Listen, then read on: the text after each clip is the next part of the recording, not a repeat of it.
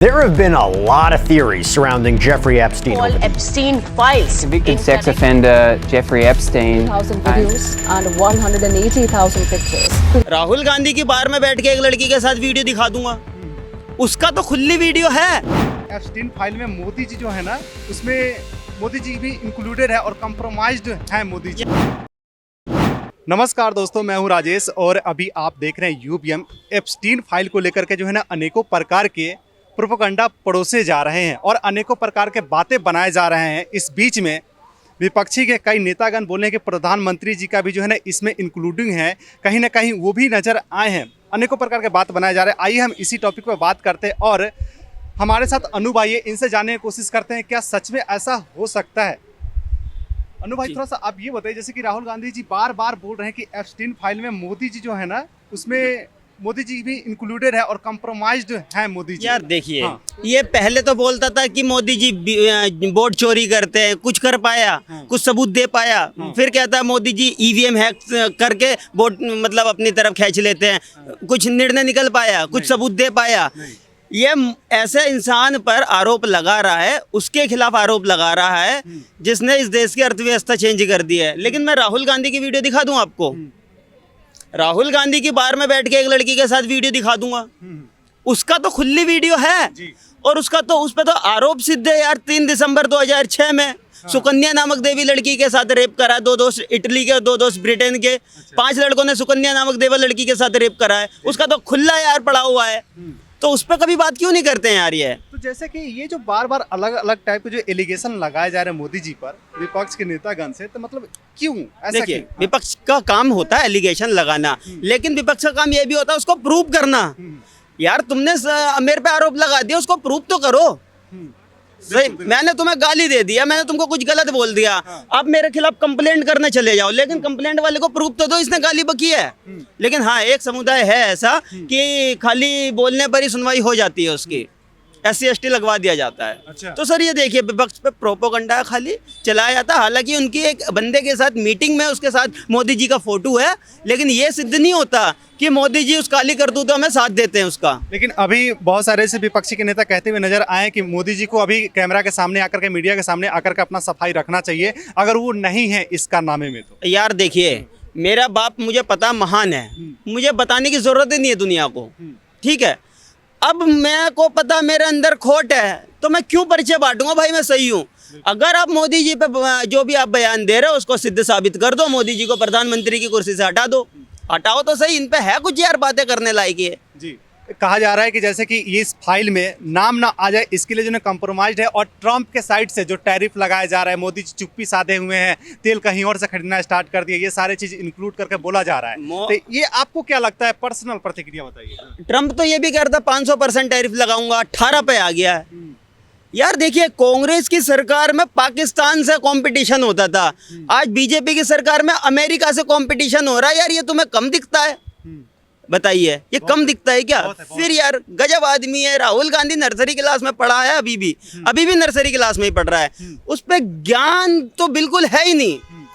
पता नहीं क्या बात करता है वो भाई, मेरे दिमाग से समझ से बाहर है भाई। वो खाली एक ही काम बहुत अच्छा करता है, स्टैंड अप कॉमेडियन बहुत अच्छा काम करता है, पब्लिक को हंसाने का काम करता है। उस बात से मैं उसको खुश हूँ, क्योंकि वो, मैं कह रहा हूँ, अगर कभी खत्म भी हो जाती है ना कांग्रेस पार्टी, मैं फिर भी चाहूँगा stand up comedian Rahul Gandhi ji विपक्ष में रहें, क्योंकि इंटरनेट का डेटा और सोनिया जी का बेटा ना हो तो आज इंटरटेनमेंट का क्या होता पता नहीं। जी, आपने बहुत अच्छा बात किया। लेकिन जैसे कि ये अलग अलग टाइप से जो एलिगेशन लगाया जा रहा है, क्या ऐसा है क्या सरकार नहीं बन पा रही थी, किसी तरह सरकार उखाड़ दें? अरे ये उखाड़ेंगे सरकार, ये 26 चोर मिल गए और जब मोदी जी को नहीं हिला पाए। एक केजरीवाल जो कहता था, मैं अपने बच्चों की कसम खा के कहता हूँ कि कभी इनके साथ गठबंधन नहीं करूँगा, वो भी ठगबंधन की सरकार में शामिल हो गए, ठीक है। ये भी सब ठगबंधन की सरकार लगाए बैठे थे और सब आपसी झगड़े बुलाए बैठे थे। तो समझ रहे हो, ये मोदी जी यार हल्की चीज़ नहीं है। मोदी जी को अगर हटाना है तो मोदी जी से बेटर काम करके दिखाओ, तो मोदी को हटा सकते हो तुम। एलिगेशन लगाने से आप सोच रहे हो कुछ, तो ऐसे नहीं हटने वाला। थोड़े दिन पहले जंतर मंतर पे भी एक प्रोटेस्ट हो रहा था, कुछ JNU के डबली गैंग बजा रही थी कि ब्राह्मणवाद से आज़ादी, ब्राह्मणवाद की कबर खोदेंगे। मेरे सामने मिल जाए ना, जहाँ मिल जाए, मैं बता रहा हूँ, अभी वीडियो आई है, बहुत आई है, कहते मैं तो कह रहा हूँ ब्राह्मणों की कबर खो देंगे, मेरे मुंह पे बोल जाए हम इनकी महिमा छो देंगे। अगर मेरे मुंह पे बोल जाए तो भैया मतलब ये इस मैं तरह से देखिए क्यों बोल भाग्य से हिंदू सौभाग्य से ब्राह्मण हूँ। मेरे जैसी मानसिकता वाले एक बार डांसर को फ्रेंड बनाने को तैयार नहीं होते तो कुछ चमचे राजमाता बनाकर बैठे हुए हैं। भाई इशारे कहाँ जा रहे हैं? इशारे समझ जाइए। मैंने थोड़े दिन पहले भी एक बंदे को यहीं पर बोला था कि मैं बता रहा हूँ कि प्रधानमंत्री सपने का राहुल गांधी जो सपना देख रहा है, मैं आपको आपके चैनल के माध्यम से पहले भी आपको बताया था और फिर बता रहा हूँ कि अगर छोड़ दीजिए, राहुल गांधी की बहुत ज़्यादा गंदी कर चुका हूँ और बहुत ज़्यादा गंदी हो चुकी है, इसके बाद कोई सवाल नहीं है। अभी इसने एक सबसे ज़्यादा दुख, मैं पहले इसकी हरकतें सोचता था चल कुछ नहीं है, अभी एक सिख बंदे को इसने गद्दार बोला है। सबसे नीच काम इसने ये किया है, सबसे ज़्यादा नीच काम, समझ रहे हो। गद्दारी की गंद लगी है तो सनातनियों की लाठी पर, वरना इटली वाले कहाँ नाचते हिंदुस्तान की छाती पर। ये साले यहाँ नाच रहे, हिंदुस्तान का खा के हिंदुस्तान को ही गाली दे रहे, सिखों को गद्दार बता रहे। गद्दारों की पार्टी है और ये सिखों को गद्दार बताने का काम कर रहे हैं। तो जैसे कि सिखों जो गद्दार बोल रहे हैं राहुल गांधी जी, उनके पार्टी में भी बहुत सारे और भी सिखे हैं। किसके? राहुल गांधी जी के पार्टी में। राहुल गांधी की तो पार्टी गद्दार की पार्टी है। तो फिर उनको कैसे वो गद्दार बोल दिए जब उनके पार्टी में ही बहुत सारे ऐसे लोग बैठे हैं? मैं बता रहा हूँ ना पार्टी को क्यों, क्योंकि वो जो बिट्टू जी थे वो पहले उन्हीं की सरकार में थे, कांग्रेस छोड़ के उन्होंने बीजेपी ज्वाइन कर ली, तो इसका मतलब गद्दार हो गए। यार सोचने वाली बात है ना ये। समझो आप, ये अगर ये इतना बड़ा वो लीडर है तो आप कहीं तो दिमाग लगाओ। ये अगर इसने कांग्रेस की पार्टी छोड़ के बीजेपी में आ गया तो इसका मतलब वो गद्दार हो गया। मतलब अगर उनके पार्टी से छोड़कर किसी भी पार्टी में जाए तो वो लोग गद्दार हो गए, इनका कहना यार है। वही इनका मतलब तो यही है। उन्होंने भी इतना बढ़िया जवाब दिया कि वो गद्दारों से हाथ नहीं मिलाते, बल्कि उनका मेरे को जवाब लाख गुना अच्छा लगा कि वाकई में कांग्रेस पार्टी गद्दारों की पार्टी है। कहाँ कहाँ इनका गद्दारी के काम गिनाऊं, बताइए ना। गद्दार पार्टी इनको कह रहा है जिन्हें इनके पिताजी ने राजीव गांधी ने सिखों को ही मरवाया है, तो गद्दार कौन है? ये है या वो है? तो जनता डिसाइड कर लेगी। जनता को सारा पता है, जनता की आंखें आज खुल चुकी है, लेकिन इन्होंने तो खुलने भी नहीं दी थी। आज 2014 के बाद जितना सोशल मीडिया एक्टिव हो चुका, इससे पहले था, उससे पहले तो ये बाहर ही नहीं आने देते थे। 2014 के बाद ये अब जाकर हमें कुछ चीज़ें समझ में आई। सुकन्या नामक देवी लड़की का रेप करा था इसने 3 दिसंबर 2006 अमेठी के अंदर अपने गेस्ट हाउस में। तो वो बातें क्यों नहीं बताते? कसाब जैसों को 54 करोड़ रुपए खर्चा करके 3-3 साल तक बिरयानी खिला देते हैं और उसको भी हिंदुओं का हिंदू घोषित करने का पूरा काम करते हैं, कोशिश करते हैं पूरा कि आरएसएस का बंदा था। गद्दारों की पार्टी है यार, पूरी गद्दारों की पार्टी है ये। कम्युनल वायलेंस नाम का एक बिल ड्राफ्ट कर देते हैं ये 2011 में, जिसमें लिखा होता है कि हिंदुस्तान में जितने भी दंगे होंगे उसका जिम्मेदार हिंदू होगा। 2000 इनके अलीगढ़ हाई कोर्ट ने जब इनके मुंह पे मोहर लगाई थी कि तेरा खानदान चोर है, वोट चोरी के इल्ज़ाम में 6 साल के लिए बैन कर दिया था इनको, तो उस समय इनकी माताश्री एक बिल लेकर आई थी कि प्रधानमंत्री पर कोई केस ही नहीं हो सकता। पोटा कानून रोक दिया था इन्होंने जो आतंकवादियों के खिलाफ था। पोटा कानून क्यों रोका था? क्योंकि सबसे ज़्यादा उसमें मुसलमान पकड़े जा रहे थे। बात हिंदू मुसलमान की नहीं है, हिंदू मुसलमान की बात नहीं। बात तो मैं एक बात कहना, जैसे पाजी ने आपकी डिबेट में भी बोला था कि हिंदू मुस्लिम सिख ईसाई सबको न्याय मिलना चाहिए, और मैं भी यही बात कहता हूँ। हिंदू हो तो हिंदू रहो, जय जय श्री राम का हो, मुसलमान तो गूंजे आसमान, सिख हो तो गुरु ग्रंथ का सम्मान होना चाहिए, लेकिन देश की आन बान शान पे कोई यहाँ जाए तो दिल में सबसे पहले हिंदुस्तान होना चाहिए। ठीक है जी। अभी आपने कुछ देर पहले बोला था कि ब्राह्मणवाद से आज़ादी चाहिए, ये ऐसे नारे क्यों लग रहे हैं और इसके पीछे कौन हो सकता है? इसके पीछे चंद्रशेखर रावण है। देखिए चंद्रशेखर रावण जेएनयू के जितने भी जामिया कहाँ से जवाहरलाल नेहरू की यूनिवर्सिटी के ये सारे जेएनयू, इनके जो भी डपली गैंग है, आज तक देश हित में कोई नारे सुने हैं तुमने? भारत तोड़ो यात्रा, भारत तेरे टुकड़े होंगे, भारत और ब्राह्मणवाद से आज़ादी, अब जल हम शर्मिंदा हैं, तेरी कातिल जिंदा हैं, ऐसे ऐसे नारे कभी सुना है? ये तो ये पूछते कि भारत माता कौन है, भारत माता उस समय कहाँ मर गई थी जब उस लड़की का रेप हुआ था। ऐसे ऐसे शब्द यार ये यूज़ करते हैं। ये है कोई सेंस वाली बात है? अगर आप एक कॉलेज में पढ़ रहे हो तो आपको मतलब क्या सिखा रहे हो उसमें? ये सब चीज़ें सिखा रहे हैं। अच्छा ठीक है, थोड़ा सा इस पे हम बात करें। थोड़ा सा एक टॉपिक है यूजीसी, इसी को लेकर के वो नारे लगे थे, तो उसमें थोड़ा सा हम बात कर लेते हैं। आप क्या मानते हैं जो यूजीसी एक्ट आया है जिसपे स्टे लगा है, क्या वो आना चाहिए? यार देखो, मैंने बहुत लोगों की उस पर टिप्पणी सुनी है, मेरा थोड़ा अलग माइंड हो सकता है, मेरे में इतना दिमाग कम हो, लेकिन मैं ये कहता हूँ कि आया चलो बीजेपी की सरकार में ये, लेकिन उससे पहले 2012 में लागू हुआ था ये, ठीक है। तो बीजेपी की सरकार में है तो अभी सारा आरोप बीजेपी पे ठुकेगा, नरेंद्र मोदी जी को टारगेट किया जाएगा। मैं ये मानता हूँ अगर ये आया भी था, इसके हम विरोध में नहीं है, खाली एक चीज़ में विरोध किया था। एक बात मेरे को बताइए, जो भी स्वर्ण जाति का, ब्राह्मण जाति का या ठाकुर के जाति का है, उसके खिलाफ कोई भी SC/ST एक्ट लगवा दे, कोई भी लगवा सकता है, ठीक, कोई कार्रवाई नहीं कर सकते उस पर। लेकिन अगर वो निर्दोष घोषित होता है तो उस पर क्या कार्रवाई होगी जिसने झूठा केस उस पर लगाया था। और कितने उदाहरण हैं, 19 साल एक बंदे ने काट दिया, अपनी फैमिली, अपने बीवी बच्चे, उसके माता पिता, केस लड़ते लड़ते उसको निर्दोष साबित करते करते बेचारे स्वर्गवास हो गए। लेकिन उसको 19 साल बाद कोर्ट ने क्या बोला कि आप SC/ST एक्ट में निर्दोष साबित होते हैं, आपको बाइज्जत बरी किया जाता है।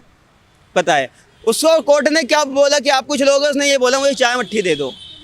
बताइए यार, कमाल करते हैं। ये SC/ST एक्ट भी हटना चाहिए संविधान से, क्योंकि लूट का साधन है भाई सब, ये लूट का साधन है। एक महिला ने 40 लाख रुपए इससे ऐठे SC/ST एक्ट लगवा कर। तो जब ये सारे इतने सारे केस जब आ रहे हैं निकल करके अनेकों प्रकार के कि SC/ST एक्ट लगा दिए जा रहे हैं सोन समाज पर, तो सरकार को ये तो हटा देना चाहिए। तो क्या आप मानते हैं कि कास्ट सिस्टम भारत से हटा देना चाहिए? यार देखो, मैं ऐसा तो नहीं कह रहा कि बीजेपी सारी पार्टियां दूध की धुली है, लेकिन इन 26 चोरों से बहुत अच्छी है। UGC लाई लेकर आओ, ठीक है, उसके साथ साथ आपको एक काम और करना था। अगर आप लोगों को बांटना चाहते हो ना, पहली बात तो लोगों की थिंकिंग है, मेरी थिंकिंग नहीं है। मेरी थिंकिंग तो यार ये थी, अगर ये बिल आया है तो सीधी सी बात है, सारे जितने भी पिछड़े दलित समाज के जितने भी लोग थे उनके खिलाफ की वो सपोर्ट करते थे कि ये स्वर्णों को और ब्राह्मणों को, ठाकुरों के खिलाफ आ गया ये बिल, तो वो सारे खुश थे, सारे, किसी ने विरोध तो नहीं करा। जो मोदी को नहीं सपोर्ट करता था इस बिल के आने से, वो भी सपोर्ट करने लग गया। समझ रहे हो, एक भी बंदा विपक्ष का विरोध में तो नहीं था, सारे सपोर्ट में थे बीजेपी के, और सारे जितने भी सपोर्टर थे बीजेपी के सारे विरोध में आ गए। लेकिन इस बिल को रुकने के बाद ये भी सपोर्ट करते हैं और अब वो भी सपोर्ट कर रहे हैं, तो कर दिया ना मोदी जी ने सबको इकट्ठा। और क्या चाहिए यार, सोचने वाली बात। आप सेकुलरिज्म वाला खेल कर रहे हैं क्या? सेकुलरिज्म का कीड़ा तो घुसेड़ दिया है। मैं संविधान वो मानता हूँ जो 1950 में लागू हुआ था, संविधान वो था। ये जो सेकुलर घुसेड़ दिया, SC/ST घुसेड़ दिया, क्या मतलब है? और इस देश के बताइए, मैडम से पूछ लीजिए।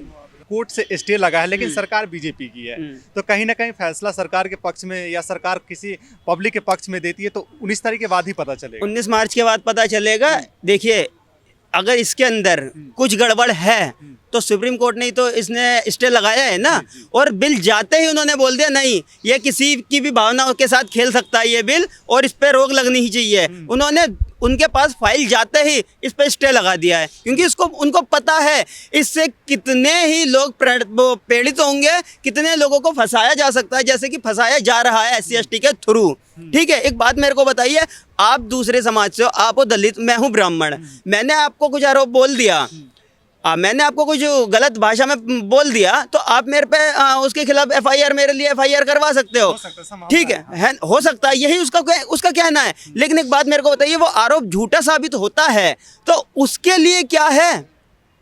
उसके लिए क्या है? उसके खिलाफ कोई बिल नहीं निकाला इन्होंने। उसके खिलाफ क्या, अगर आपने मेरे को जेल में डाल दिया 1 साल के लिए, 1 साल बाद मैं निर्दोष साबित होता हूं, तो आपके लिए क्या कानून है? इसलिए सुप्रीम कोर्ट ने इस पे स्टे लगाया है और ये बिल वापसी लिया जाएगा। बिल्कुल, मतलब आप मानते हैं कि वापस लिया जाएगा? वापस ही लिया जाएगा। एक बात मेरे को बताइए, 1 मिनट है, आप बोलना, एक मेरे को बात बताएं, जितने भी हमारे चाहे वो बनिया ले लो जात से या ठाकुर ब्राह्मण जितने भी है, आपने एक प्रदर्शन बताओ इसके खिलाफ कि कहीं तोड़फोड़ करी हो? कहीं तोड़फोड़ नहीं पड़े, प्यार से कोई रोड जाम नहीं करा। यार लगाना सुप्रीम कोर्ट को भी कि हाँ ये गलत है, ये अन्याय है इन लोगों पर। उसने स्टे लगा दिया, वापसी भी होगा। ये सुप्रीम कोर्ट कह रहा है कि इसमें बहुत सारे कन्फ्यूजन है, इसको अच्छे से पढ़ा जाएगा, डिटेल्स में देखा जाएगा, उसके बाद सोचा जाएगा कि लागू करना है या 2012 वाला ही आगे लेकर के चलना है। नहीं, ये बिल्कुल स्टे लगा है और ये खत्म होगा। बिल्कुल, हमें बिल जरूर इसकी ज़रूरत नहीं है। इसकी ज़रूरत नहीं है। अगर इसकी ज़रूरत है तो मैं तो फिर सरकार से यही बोलूँगा कि जितने दलित हैं, जितने भी पिछड़े आदिवासी हैं, उनका स्कूल अलग कर दो, ब्राह्मण क्षत्रिय ठाकुरों का स्कूल अलग कर दो, उनकी ड्रेस कोड अलग कर दो, उनकी ड्रेस कोड अलग कर दो। लेकिन अनुवाई तो बट जाएगी ना फिर लोग। तो बांटने का काम तो फिर ये बिल कर ही रहा है। नहीं, ये बिल बांटने की काम नहीं कर रही है। मैं कुछ बोलना चाहती हूँ। सरकार का कहना है कि ये बिल जो है ना बांटने की काम नहीं कर रही है, ये जो है ना सबको एक साथ लेकर के चलने की काम कर रही है। जैसे कि बीजेपी सरकार कह रही है कि इसमें EWS भी है, जो कि जनरल कास्ट। नहीं मैम, 1 मिनट रुकिए, हम बात कर रहे हैं। EWS भी आते हैं जनरल कास्ट से, और ST SC OBC सब आते हैं इसमें। तो जिसके साथ जो होगा प्रताड़ित होगा उसके अनुसार कानूनी कार्रवाई की जाएगी, नहीं तो नहीं की जाएगी। इस बिल के आते ही सबसे पहला केस आया था ना, एक लड़के ने, दलित समाज के लड़के ने ब्राह्मण की लड़की को प्रपोज किया, उसने उसको मना कर दिया तो उसने उस पर SC ST लगवा दी। ठीक है, उस लड़की के घर वालों ने मजबूरन उस लड़के के घर गए, हाथ जोड़ के 50,000 रुपए में समझौता किया कि भैया हमें माफ कर दो, तब जाकर उसे छुटकारा लिया। इस बिल के आते ही ये कांड हुआ। तो भैया ये तो स्टार्टिंग में देखा गया है, आने वाले टाइम में यार क्या होता। एक लड़की को यहाँ पे बताइए। लटका के मार दिया। आपको ये नहीं पता 6 साल की लड़की का रेप हो गया? क्या 6 साल की लड़की को छोड़ो, यहाँ पे हद हो गई है यार, कहाँ? ठीक है, अब आप लोगों से रिक्वेस्ट है कि हमने अनुभाई से बात किया, इन्होंने बहुत अच्छा बात किया और अनेकों प्रकार की जवाबें दिए हैं। अब आप लोग डिसाइड कीजिए कि आप क्या चाहते हैं, मतलब कि आपका क्या कहना है। आप अनुभाई के साथ हैं या मतलब लागू होना चाहिए कानून, या जो कानून पे स्टे लगी है उसे डायरेक्ट खत्म कर दिया जाए? जरूर बताइएगा इस कवरेज के नीचे। आज के इस कवरेज को हम यहीं पे एंड करते हैं। धन्यवाद।